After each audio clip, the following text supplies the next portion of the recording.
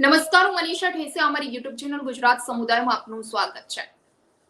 આ વખતે ચોમાસું સદંતર સારું રહ્યું છે, પરંતુ પાછોતરો જે વરસાદ થયો એટલે કે નવરાત્રી દરમિયાન અને નવરાત્રી બાદ પણ અમુક વિસ્તારોમાં જે વરસાદ પડ્યો અને આ વરસાદે ખેડૂતોને રાતા પાણીએ રોવડાવ્યા. કારણ કે જે તૈયાર થયેલો પાક હતો, માંડવીનો મગફળીનો જે તૈયાર થયેલો પાક હતો, આ પાકમાં ભારે નુકસાની થઈ છે ઘણા બધા વિસ્તારમાં. ખાસ કરી જુનાગઢ જિલ્લાના અમુક પંથકમાં અમુક તાલુકાઓમાં જે વરસાદ વરસ્યો અને તેના કારણે મગફળીના જે પાથરા કહી શકાય, મગફળી જમીનમાંથી ખેંચ્યા બાદ જે બહાર કાઢેલી મગફળી પાણીમાં પલળી છે અને જેના કારણે ખેડૂતોને મોટું નુકસાન થયું છે. તો ઘણા વિસ્તારો એવા છે કે ત્યાં કપાસના પાકને પણ ભારે નુકસાન થયું છે. વાત કેશોદ પંથકની કરીએ તો કેશોદ પંથકમાં ભારે વરસાદ અપાછૂતરો થયો અને જેના કારણે ધરતીપુત્રોની જે 4 માસની મહેનત છે તે 5 દિવસમાં ધોવાઈ ગઈ. અને દ્રશ્યોમાં તમે જોઈ શકો છો, અમે તમને બતાવી રહ્યા છીએ મગફળીના પાથરા અને ચારો પણ પલળી ગયો છે. એક તરફ ઢોર ઢાકર માટે, ગાય ભેંસ માટે અને બળદ માટે જે ચારો મગફળીનો બચાવતા હોય છે ખેડૂતો, આ ચારો પણ વરસાદના પાણીમાં પલળી ગયો છે અને પલળ્યા બાદ આ ચારો છે તે ગાય ભેંસ નથી ખાઈ શકતા. એટલે ખાસ કરી એ તકલીફ પણ ખેડૂતોને મોટી કહી શકાય, કારણ કે એ પણ ખૂબ મોંઘા ભાવે મળતો હોય છે. વર્ષ દરમિયાન આ ચારો ખેડૂતો સાચવીને રાખતા હોય છે. ચોમાસું લંબાતા ટૂંકા સમયગાળાના ખરીફ પાકનું વાવેતર ખેડૂતો માટે ચિંતાનો વિષય, કારણ કે હજુ પણ અમુક વિસ્તારોમાં જે વરસાદી વાતાવરણ રહ્યું છે, છેલ્લા 2-3 દિવસમાં પણ ઘણી જગ્યાએ છૂટાછવાયો વરસાદ પડ્યો છે. એના કારણે ક્યાંક ને ક્યાંક ખરીફ પાકનું વાવેતર મોડું થશે. એટલે ખેડૂતો માટે એ પણ ચિંતાનો વિષય છે.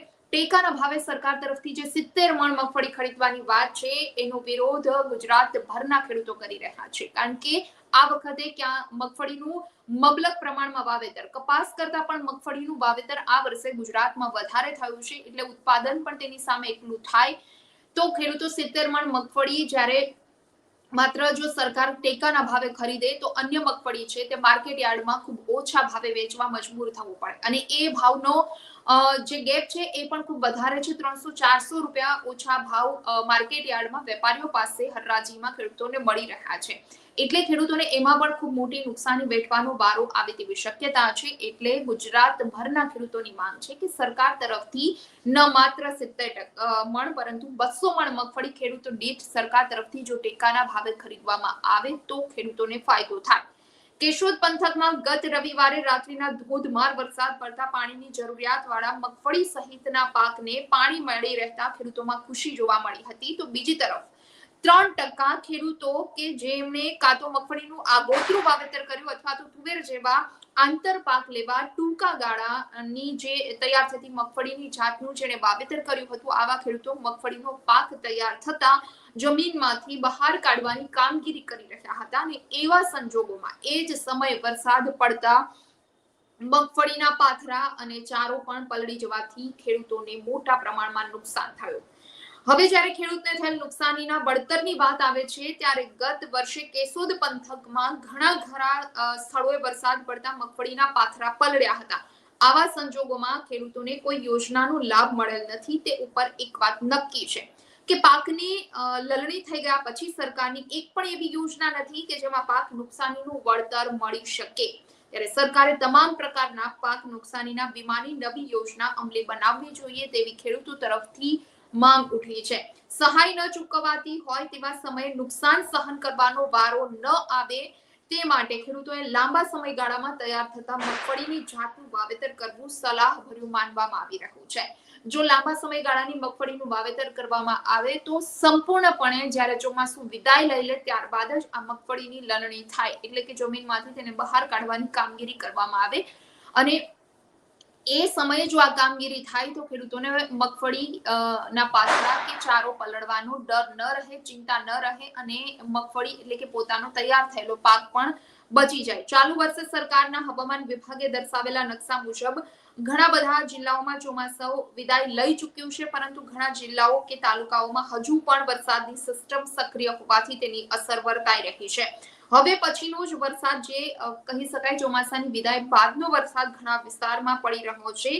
કમોસમી વરસાદ અને લઈ ખેડૂતોની તૈયાર થયેલી મગફળી ખાસ કરી પલળી જતા ખેડૂતો ચિંતામય બન્યા છે. ત્યારે ભેસાણ પંથકમાં પણ મગફળી અને સોયાબીનનો પાક પલળી ગયો હોવાથી ખેડૂતોને આર્થિક રીતે ખૂબ મોટો ફટકો પડ્યો છે. સરકાર દ્વારા વહેલી તકે સર્વે કરી ધરતીપુત્રોને વળતર ચૂકવવામાં આવે એવી માંગણી ખેડૂતો દ્વારા કરવામાં આવી રહી છે. પાણીની ખેંચ ઊભી થતા બે પાક લેવા ટૂંકા સમયગાળાની મગફળીનું જે વાવેતર કરવામાં આવે છે અને એના કારણે ક્યાંક ને ક્યાંક ખેડૂતો વધારે મુશ્કેલીમાં મુકાઈ જતા હોય છે પાછોતરા વરસાદથી. તાજેતરમાં વરસાદ પડવાથી કેશોદના અજાબ ગામે વધુ પડતા મગફળીના તૈયાર પાકને નુકસાન થયાના સમાચાર મળ્યા છે. ટૂંકા સમયગાળામાં મગફળીનું વાવેતર કરવા પાછળ એક તો શિયાળો ઉનાળો પાણીની ખેંચ ઊભી થતા બબ્બે પાક એક સાથે લેવા માટે જો ખેડૂતો આ પ્રકારે આંતરપાકનું કે તુવેર જેવા પાકનું વાવેતર કરતા હોય છે. હવે કેન્દ્રીય મંત્રીને પણ 200 મણ જેટલી મગફળી ખેડૂતો પાસેથી ખરીદવા માટે ખેડૂતોએ રજૂઆત કરી છે. નવરાત્રી દરમિયાન કેન્દ્રીય શ્રમ અને રોજગાર મંત્રી મનસુખ માંડવિયા કે જેઓ કેશોદ પંથકની મુલાકાતે હતા અને તે સમયે પણ ખેડૂતો દ્વારા તેમને રજૂઆત કરવામાં આવી હતી કે સરકાર તરફથી જે માત્ર 70 મણ મગફળી ટેકાના ભાવે ખરીદવામાં આવશે ખેડૂતો પાસેથી એવી વાત સામે આવી રહી છે. ત્યારે ક્યાંક ને ક્યાંક જો આ નિર્ણય સરકાર તરફથી લેવામાં આવશે તો ખેડૂતોને ખૂબ મોટો અન્યાય થશે અને ખેડૂતો સારા એવા ભાવમાં તેમનું તમામ પાક નહીં વેચી શકે. એના માટે 200 મણ ખરીદી ખેડૂત દીઠ જો સરકાર તરફથી ટેકાના ભાવે કરવામાં આવે તો ખેડૂતો પોતાની મગફળી યોગ્ય ભાવમાં અને તમામ પાક વેચી શકે અને ખેડૂતોને ફાયદો થઈ શકે. હવે ખેડૂતોના ફાયદા માટે સરકાર તરફથી આ નિર્ણય લેવામાં આવે છે કે નહીં એ તો આગામી સમયમાં જોવાનું રહેશે. પરંતુ ન માત્ર કેશોદ એ સિવાયના પણ ગુજરાતના ઘણા બધા વિસ્તારો એવા છે કે જ્યાં ત્યારે ન માત્ર કેશોદ તાલુકામાં કે એ પંથકમાં પરંતુ ગુજરાતના ઘણા બધા બીજા પણ વિસ્તારો બીજા પણ તાલુકા એવા છે કે જ્યાં પાછોતરો વરસાદ થયો અને જેના કારણે ખેડૂતોના ઊભા પાકને ખાસ કરી મગફળી કપાસના પાકને નુકસાન થયું છે. વાત પડધરી વિસ્તારની કહીએ તો પડધરીમાં ખેડૂતોને નુકસાનીનું વળતર આપવા માટે આમ આદમી પાર્ટી દ્વારા રજૂઆત કરવામાં આવી છે. કારણ કે અતિવૃષ્ટિથી પાક પર માઠી અસર થતા ખેડૂતો બેહાલ થયા છે. ખેડૂતોને મોટું નુકસાન થયું છે. પડધરીમાં અતિવૃષ્ટિને લીધે ખેડૂતોના તૈયાર પાકને નુકસાન થતા સરકાર આ નુકસાનીનો જલ્દીથી સર્વે કરે અને સર્વે કર્યા બાદ વળતરની જાહેરાત કરવામાં આવે અને આ વળતર ખેડૂતો સુધી સમયસર પહોંચાડવામાં આવે તેવી પડધરી પંથકના ખેડૂતોની પણ માંગણી છે. અતિવૃષ્ટિના લીધે જે પણ વિસ્તારમાં પાકને નુકસાન થયું છે તેનો તાત્કાલિક સર્વે કરી ચૂકવણું કરવામાં આવે. મગફળીની ગયા વર્ષે 200 મણ લેખે ખરીદી કરી હતી ને આ વર્ષે 250 મણ કરવામાં આવે. ખેડૂતોને 8 કલાક પૂરતો પાવર આપવામાં આવે. જેટકોના થાંભલા લગાવવાની કાર્યવાહી પણ ખાસ કરી ખેડૂતોને કાર્યવાહી કરતા પહેલા ખેડૂતોને વિશ્વાસમાં લેવામાં આવે. આ ઉપરાંત ખેડૂતો માટે એસએમસી યોજના લાગુ કરવામાં આવે તો જે મગફળીના ભાવ માટે ટેકાના ભાવે જાહેરાત કરવામાં આવે છે ત્યાંથી ઊંચા ભાવે કોઈ પણ યાર્ડ ખરીદી ન કરી શકે તે સહિતના ઘણા બધા પ્રશ્નો હતા અને આ પ્રશ્નો મામલે મામલતદારને આવેદનપત્ર આપવામાં આવ્યું હતું. આમ આદમી પાર્ટીના કાર્યકરો દ્વારા ખેડૂતોના આ પ્રશ્ન ઉઠાવી મામલતદારને આવેદનપત્ર આપી રજૂઆત કરવામાં આવી હતી અને એમાં મહત્વનો મુદ્દો એ જ હતો કે પાછોતરા વરસાદથી કપાસ અને મગફળીના પાકને પડધરી પંથકમાં પણ ઘણા ખેડૂતોને નુકસાન પહોંચ્યું છે. ખેડૂતોની હાલત બેહાલ છે અને જલ્દીથી સર્વે કરવામાં આવે સરકાર તરફથી અને વળતરની જાહેરાત કરી અને ત્યારબાદ જલ્દી વળતર ચૂકવવામાં આવે તો જે ખરીફ પાક રવિ પાક માટે ખેડૂતોને જે પણ પૈસાની જરૂરિયાત હોય છે શિયાળુ પાકના વાવેતર પહેલા વાવણી પહેલા જે પણ ખેડૂતોને પૈસાની જરૂરિયાત હોય છે એમના સુધી જો આ વળતર પહોંચી જાય તો તેઓ શિયાળુ પાકનું સમયસર વાવેતર કરી શકે. કારણ કે એક તરફ મોંઘવારીએ માઝા મૂકી છે, બીજી તરફ ખેડૂતોને પૂરતા પ્રમાણમાં ભાવ નથી મળી રહ્યા. એટલે મગફળી કપાસના જો ભાવ પૂરતા પ્રમાણમાં મળી રહે તો જે ખાતર બિયારણ સુપર અને જંતુનાશક દવાના સાથે મજૂરીના ભાવ જે આસમાને પહોંચ્યા છે આ માંથી ખેડૂત બેઠા થઈ શકે અને ખેડૂતો માટે કંઈક એવો નફો બચી શકે. હાલ તો સમગ્ર ગુજરાતના ખેડૂતોની આ જ માંગ છે. જે વિસ્તારમાં ખેડૂતોના ઊભા પાકને નુકસાન પહોંચ્યું છે ત્યાં ખેડૂતો સરકાર તરફથી જલ્દી સર્વે કરી અને ખેડૂતો સુધી વળતરના નાણાં પહોંચાડવામાં આવે.